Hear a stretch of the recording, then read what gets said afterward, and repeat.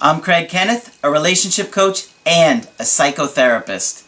Every relationship is different, and every breakup is different. Work with me, and you'll get professional help on your situation. Just click on the link in the description below, or go to my website, askcraig.net.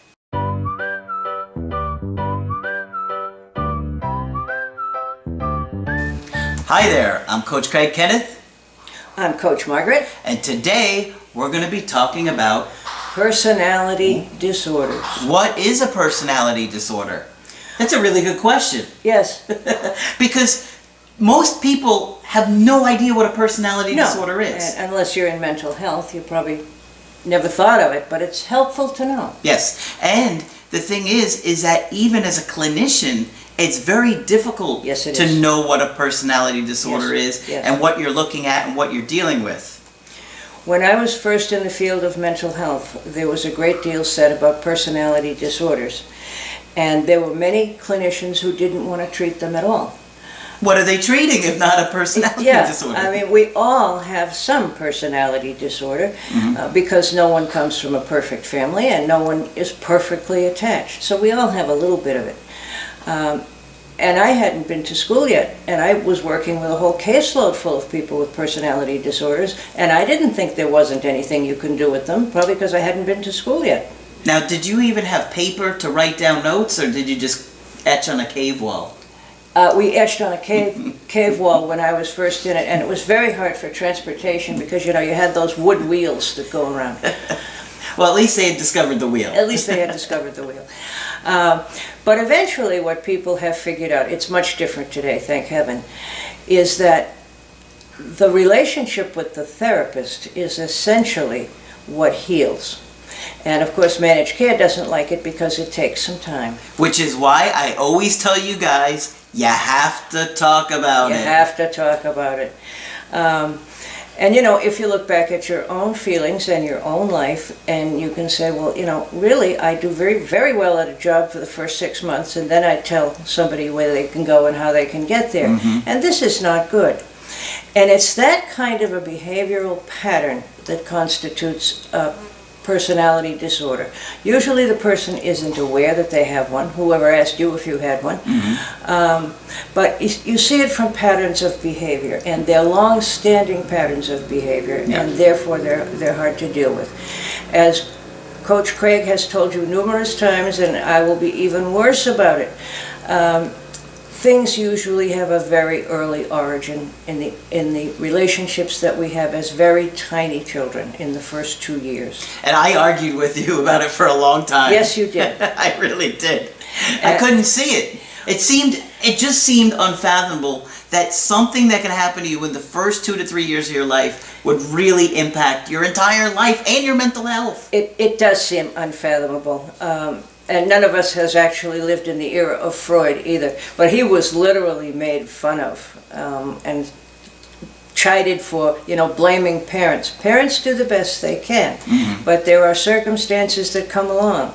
Mom can be depressed. Mom can be sick. There can be a death in the family. There can be crazy things going on. Postpartum depression. Postpartum depression in anybody's life. You got a parents at work all the time, or you're raised by grandparents, or there's a million different factors, and that leads to problems with the attachment. With the attachment, and with relationships in general. So nobody's blaming anybody here. One of the things that might be helpful is to help people understand what are the different personality disorders. Okay. Now these are not mental illnesses, such as... They're not? No. Well, they can be diagnosed. Yes. But what I'm going to say is they're not mental illnesses in the same sense that bipolar, which most people know about, or schizophrenia are. With those diseases, you have them pretty much for a lifetime. You have to take medication pretty much most of the time, and you can end up really having a difficult time over your lifespan. Yes. Now, that would be the primary thing we would treat. But underlying, you may have a personality disorder that is not something that's acute or responds very much to medication. Yes. It's different in severity. but it's still severe enough to mess up your life. Now, if people that have a personality disorder take medication, does it help them manage the symptoms? There's a whole lot of debate about that. I have known one psychiatrist who I thought successfully medicated it, at least to the point where the person was ready to talk about things. Notice talk about things. And so he's the only one I ever saw do that, and it did make a difference. Okay. Yeah. So what are the different personality disorders? I'll talk about some of the ones we hear the most about. Borderline is the personality disorder we hear the most about. The original meaning of the term was that you live your daily life on the borderline of being psychotic or schizophrenic. But so you're almost on the edge of you're on reality. The edge. You're on the edge of reality. Of psychosis. Yes. You're dancing on the fine line. You're dancing on the fine line between just personality disorder and really, really being ill. That has been revised somewhat since, because they have different etiologies, different reasons why they begin. Like everything else, this has an origin in very early life and would be terribly likely to happen in a disorganized household because of poverty or homelessness or any of those terrible things that can upset a family. They have chronic anxiety. The borderline has chronic anxiety, chronic separation anxiety, and struggles oftentimes from crisis to crisis. If you know people who are in crisis all of the time, that may be what you're looking at. Okay? And they have like an internal state of anxiety that is so intense that they can't turn it off. No, they can't. No, they can't. It's not unusual for trauma to be involved in borderline personality disorder. And that really means that your alarm system that there's danger nearby is chronically heightened. Okay?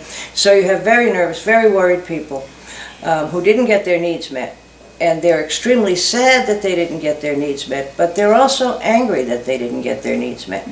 So they can cling to you one minute and hate you the next. There's a huge literature on it, and I think the most famous book is I Hate You, Don't Leave Me. Which is a term you've said to me many, many times. Yeah, I hate you, don't leave me.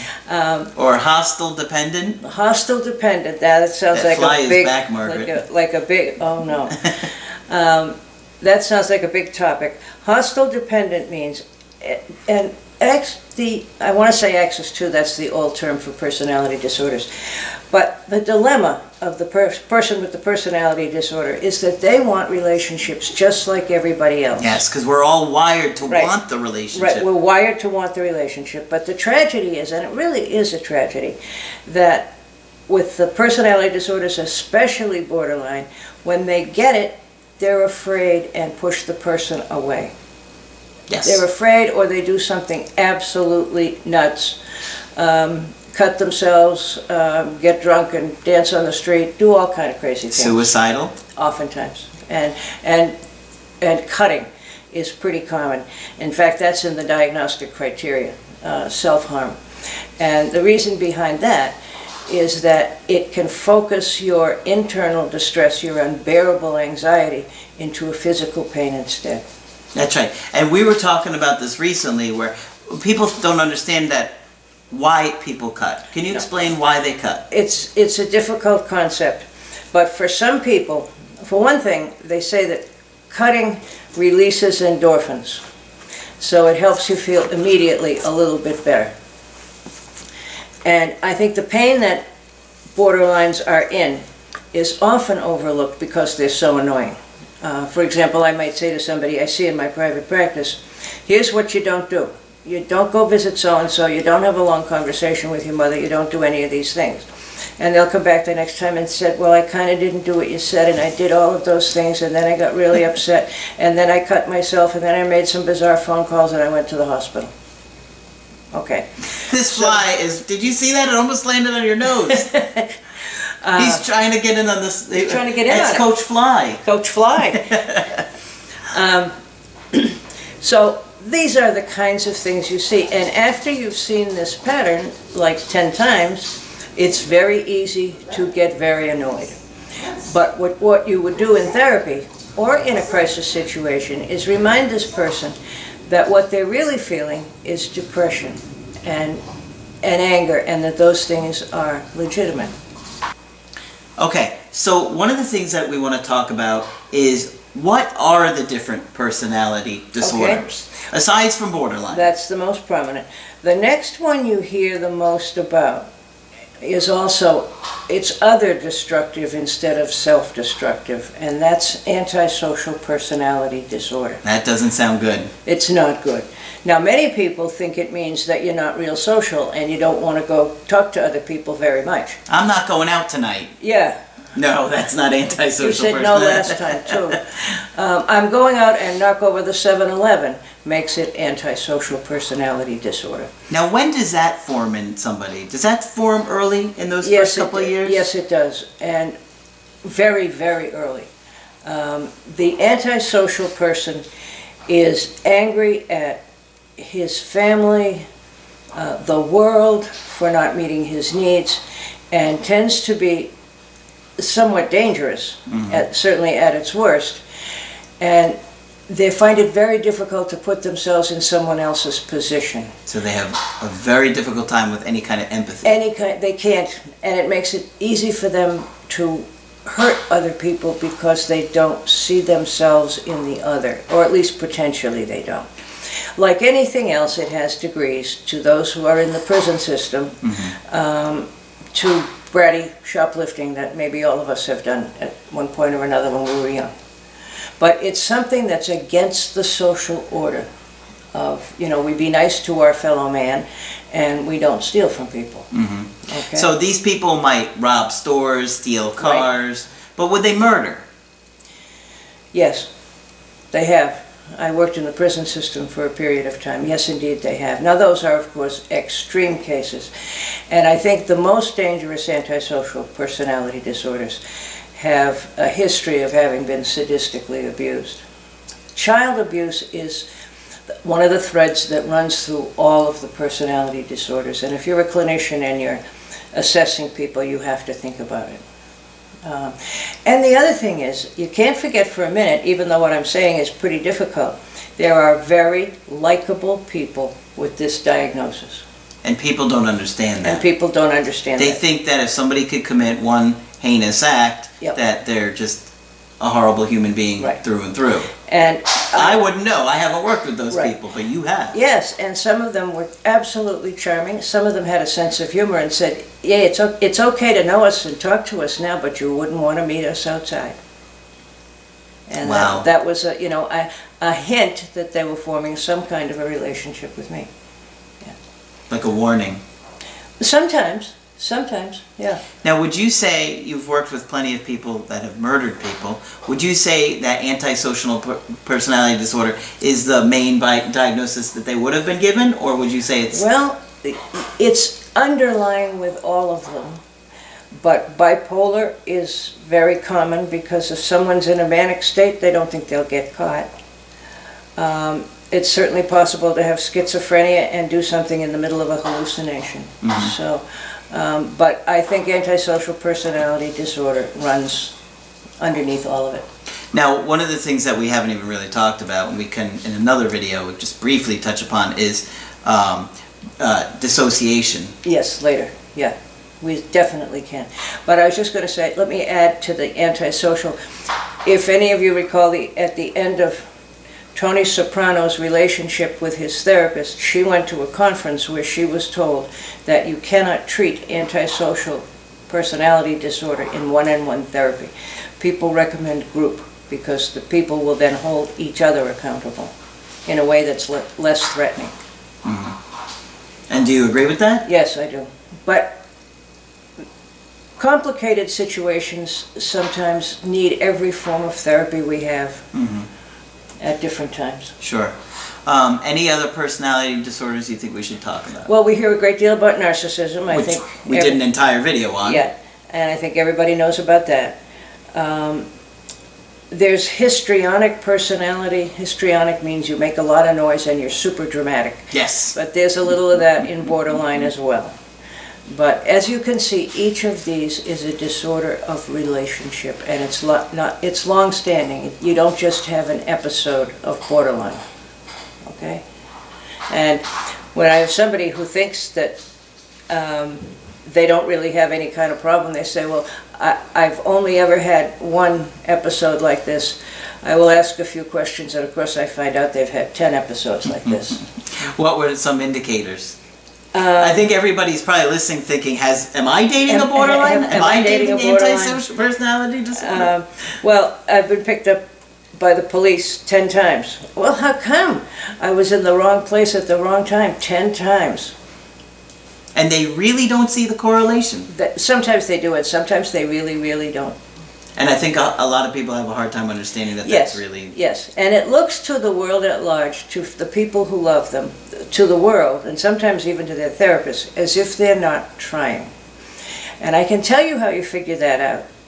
If somebody is acting out and, you know, hurting themselves or stealing things or doing any of those things to make themselves feel better, then they're not trying. But if you have somebody who says, all right, I haven't committed a crime in 3 weeks now, and they're not acting out, then they're trying. Mm. Yeah. So when I worked in the prison, you could somehow pretty well guess by the amount of acting out they were doing whether or not they were going to make any progress in therapy. But if you're dealing with your feelings by stealing, pushing people away, causing crazy crises, cutting yourself, then the energy is going into the acting out and not into the healing.